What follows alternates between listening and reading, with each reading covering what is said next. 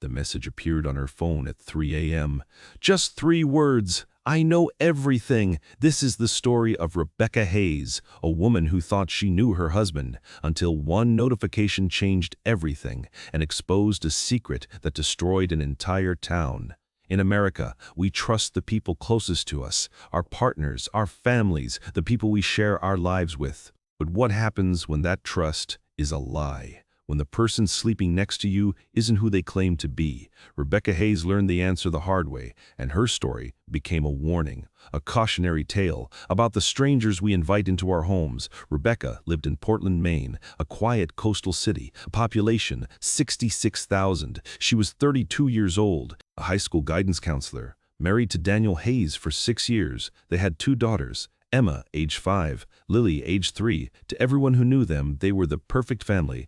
Daniel worked in IT for a local hospital. He coached Emma's soccer team on weekends. He grilled burgers at neighborhood barbecues. He was the guy everyone liked, friendly, helpful, always ready with a smile. Rebecca thought she was the luckiest woman in the world. She met Daniel on a dating app in 2017. He was charming, funny, he loved kids. He wanted the same thing she did, a family, a home, a simple, happy life. They got married after dating for 18 months. The wedding was small, just family and close friends. Daniel said his parents had passed away, that he had no siblings, no extended family to speak of. Rebecca felt sad for him, but she promised to give him the family he never had. And for 6 years, everything seemed perfect. Until that night in October 2023, Rebecca woke up at 3 a.m. Her phone was buzzing, a text from an unknown number. I know everything. Her heart raced. She stared at the screen. Who is this? No response. She put the phone down, tried to go back to sleep. But 30 minutes later, another message came through. Your husband isn't who he says he is.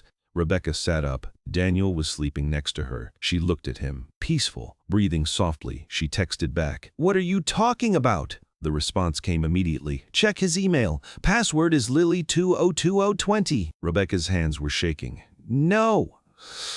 This had to be a prank, some sick joke. But something inside her needed to know. She quietly got out of bed, went to the bathroom, locked the door, opened Daniel's email on her phone. The password worked, and what she found inside shattered her world. Thousands of emails, dating back years, to other women, dozens of them, all over the country. Daniel had been using dating apps, meeting women, having affairs. But that wasn't all. There were emails to lawyers, financial documents, bank accounts Rebecca didn't know existed, and messages to someone named Michael, talking about a court case, a restraining order, a woman named Jennifer. Rebecca felt sick. She kept reading. The emails painted a disturbing picture. Daniel had been married before, not once, but 3 times, and each marriage had ended badly.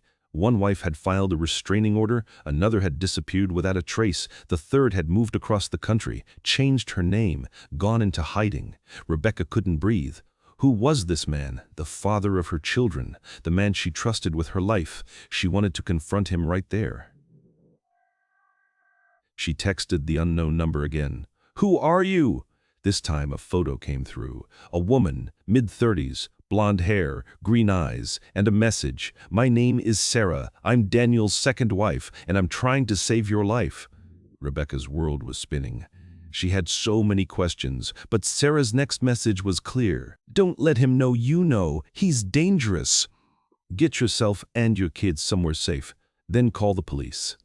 Rebecca didn't sleep that night. She stayed in the bathroom until sunrise, reading every email, every document, piecing together the truth. Daniel Hayes wasn't his real name. It was Michael Davidson. He had been using fake identities for over a decade, marrying women, draining their bank accounts, then disappearing, sometimes violently. His first wife, Jennifer, had filed for divorce. She claimed he had threatened her, stalked her, made her life hell. She got a restraining order, but Daniel violated it repeatedly. Eventually, she moved and went into hiding. His second wife, Sarah, thought she was safe. She married him 3 years after his first divorce. She had no idea about Jennifer. Daniel told her he'd never been married, that he was starting fresh. But after 2 years, Sarah started noticing things. Money missing from their account, strange phone calls, lies that didn't add up. When she confronted him, he became violent. He pushed her down the stairs, told her if she ever left, he'd kill her. Sarah escaped with help from a women's shelter. She changed her name. moved to a different state, and tried to rebuild her life, but she never stopped watching, never stopped tracking Daniel, waiting for him to do it again. And when she found out he had married Rebecca, she knew she had to act. His third wife, Amanda, wasn't as lucky as Sarah. She married Daniel in 2019. By 2020, she was dead. The official cause of death was suicide. But her family never believed it. Amanda had no history of depression, no reason to take her own life, but Daniel had a $2 million life insurance policy on her. The investigation found nothing conclusive. Daniel collected the money and disappeared. 1 year later, he resurfaced as Daniel Hayes. New name, new identity, new life, and he met Rebecca. As the sun rose that morning, Rebecca made a plan. She couldn't let Daniel know she knew. Not yet. She needed evidence. She needed protection. She got the girls ready for school, made breakfast, acted completely normal. Daniel kissed her goodbye, told her he loved her, and went to work. The moment he left, Rebecca called the police. She told them everything, showed them the emails, the evidence, the pattern. They immediately assigned a detective to the case. Detective Lisa Morgan.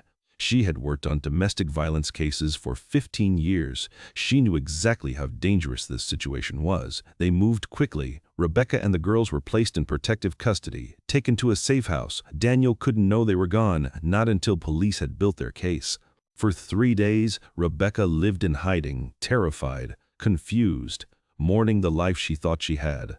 Meanwhile, Detective Morgan worked around the clock. She contacted Jennifer and Sarah. They both agreed to testify. She reopened Amanda's case, found new evidence suggesting foul play, and she discovered something else. Daniel had been planning to kill Rebecca too.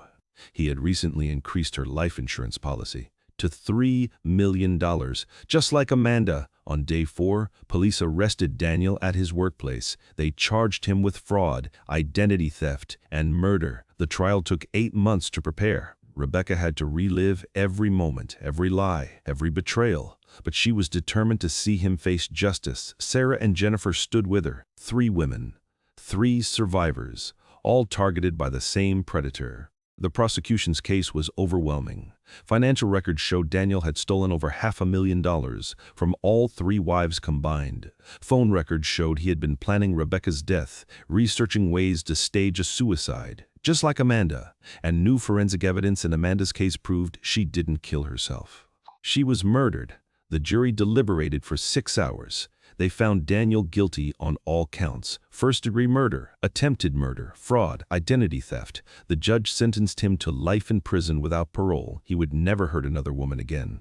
After the trial, Rebecca tried to rebuild, but it wasn't easy. How do you explain to your daughters that their father is a monster? How do you trust anyone again? How do you move forward? Rebecca found help through therapy, through support groups for domestic violence survivors, and through Sarah and Jennifer. The 3 women became close, united by their shared trauma. They started speaking publicly, sharing their stories, warning other women about the signs they missed, the red flags they ignored. Rebecca learned that Daniel had isolated her. Slowly, subtly, he convinced her she didn't need her old friends, that her family was too critical, that he was all she needed. He controlled their finances, made her feel guilty for questioning him, made her doubt her own instincts. It was textbook manipulation, and Rebecca had fallen for it completely. But she wasn't alone. Millions of women experience this every year. Domestic violence, coercive control, financial abuse. It doesn't always look like hitting. Sometimes it looks like love. Rebecca's story went viral. News outlets covered the case extensively. People were shocked. How could someone live a double life for so long? How could he fool so many people? But that's what predators do. They're charming, convincing. They know exactly what to say, exactly how to act, and they target vulnerable people. People who want to believe the best in others. Today, Rebecca is 35 years old. She lives in a new city with a new name. Her daughters are in therapy. They're healing, slowly. But they're safe, and that's what matters. Sarah and Jennifer are both thriving. They've built new lives, found new love, proven that survival is possible. The 3 women run a foundation together called Second Chances. It helps women escape abusive relationships, provides legal support, financial assistance, and a community of survivors who understand. They've helped over 200 women so far, women who were exactly where they once were, trapped, scared, unsure if they'd ever be free. But they are free now, and they're making sure others can be too. Daniel sits in prison today, still maintaining his innocence, still playing the victim, but nobody believes him anymore. His mask has been ripped off, his true nature exposed, and 3 women he tried to destroy are thriving, living proof that evil doesn't always win. Rebecca says she still has nightmares sometimes, still wakes up at 3 a.m., still checks her phone, but she's not that scared woman anymore. She's a survivor, a mother, a fighter, and she's using her voice to save others. The unknown number that changed her life? It was Sarah, using a burner phone, risking everything to warn Rebecca, to save her from the same fate as Amanda. That message saved Rebecca's life and the lives of her daughters. It's a reminder that sometimes the scariest messages lead to the greatest rescues. This story teaches us something crucial. Trust your instincts. If something feels wrong, it probably is. Don't ignore the red flags, don't make excuses for behavior that scares you, and don't stay silent. There's no shame in asking for help, no shame in leaving, no shame in choosing yourself. She chose her daughters. She chose safety over the illusion of love, and that choice saved their lives. If Rebecca's story resonated with you, hit subscribe, because these stories need to be told, and they might just save a life.